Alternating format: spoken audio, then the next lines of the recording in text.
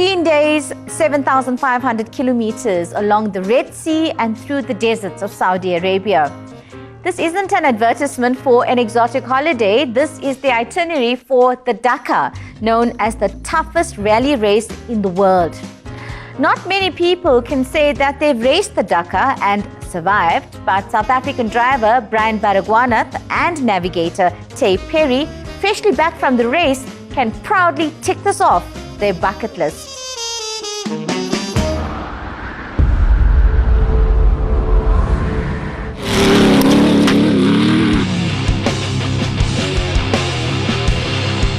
So you might think this is the story of a boy and a girl racing a car in a large sandpit. Well, the sandpit part is right, except it's the Saudi Arabian desert.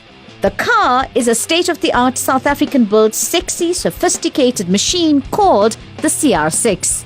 The driver is Brian Baragwanath, a 6-time quad biking champion. I think as you grow up, you wonder what the biggest thing in the biggest off-road race in the world is pretty much Dakar.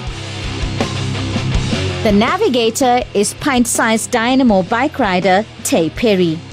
I do it because it makes me feel alive, and I love it. My passion is there in motorsport, and I will be in it as long as I'm physically and mentally able. The race? Well, it just happens to be the world's toughest, the Dakar. A race that will cost you nearly R500,000 to enter and has sadly resulted in the death of 76 people in its 42-year history. Was that like always a dream for you? Yes, definitely. To do the biggest, scariest, baddest event on earth. Taye has done this before on a 180 kg motorbike when she finished 77th in the Dakar of 2020. The bike is definitely the most entertaining class because everyone's watching them. They're the guys falling and crashing. In 2020, East London-born Taye was poised to become the first woman from Africa to finish the epic event on 2 wheels. But mechanical problems saw her take second place after being stranded in the desert for 12 hours. Luckily, one of those guys, it was an Argentinian guy, he stopped and he said, "No, it's not over. We're gonna do this no matter what." So I pulled out my strap, we strapped it together, and we did another, I think, 300 Ks of dunes.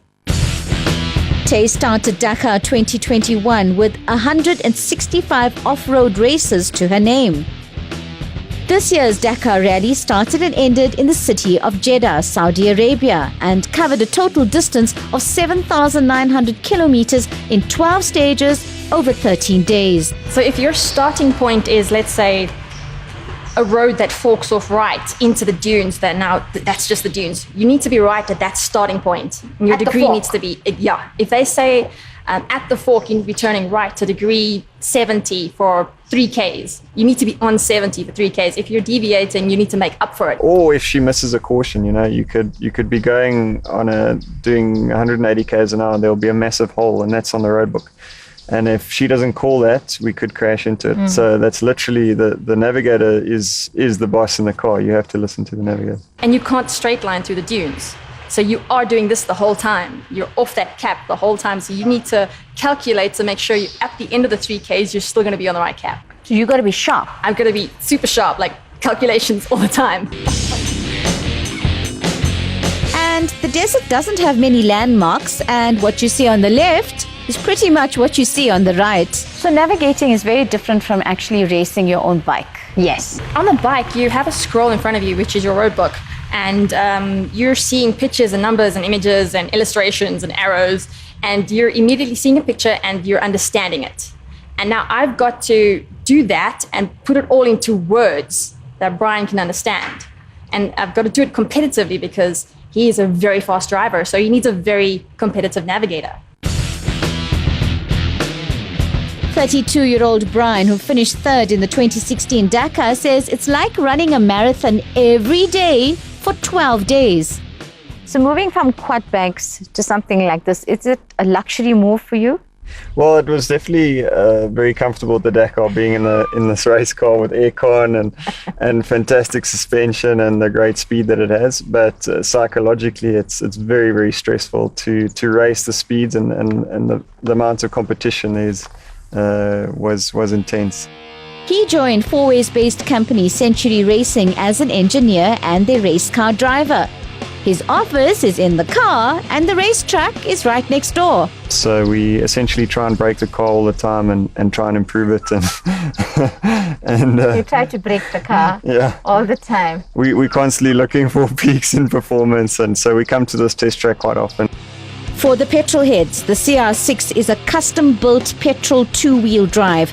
It roars with a 7-litre V8 motor, has 37-inch tires and hydraulic jacks. The price tag is around 6.5 million rands. The CR6 is a unique car because it's all based on our own design and experience. And we start, every new model almost start with a clean sheet. Julian Hardy is the engineer, designer and team manager. In terms of architecture, the way we package everything in the car, the way the fuel tanks lay, the rear suspension is unique to us as well.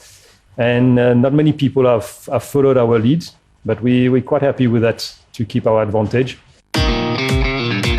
The headaches of ensuring both the car and team get to the actual race will make your head spin. Yeah, so the rear end of the car comes off, and the front end and most of the bodywork comes off, and the wheels come off, and it gets put onto a little pallet, and it goes on a passenger airplane. It was a major task already, repackaging everything, making sure everything fitted. Then a week before we were due to leave, we found out that Saudi had closed their borders.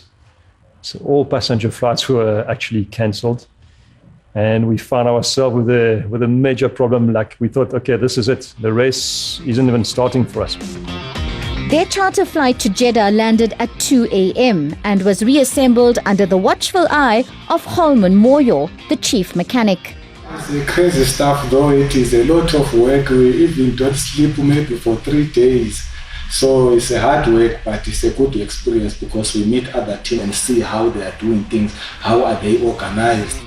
Holman has been part of the team for 3 Dakars.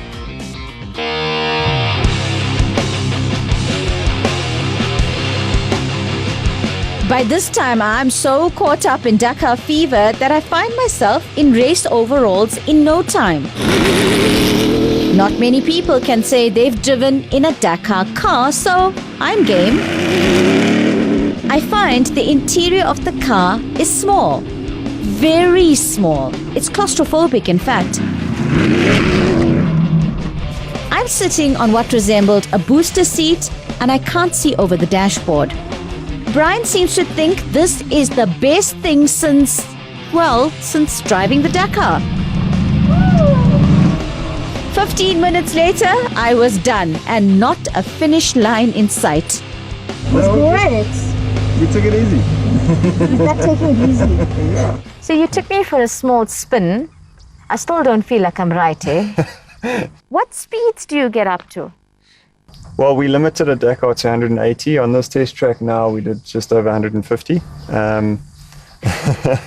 And I must say, you did really, really well. I must say, for a first time in the car, it's fantastic to see how cool and calm you are sitting here right now.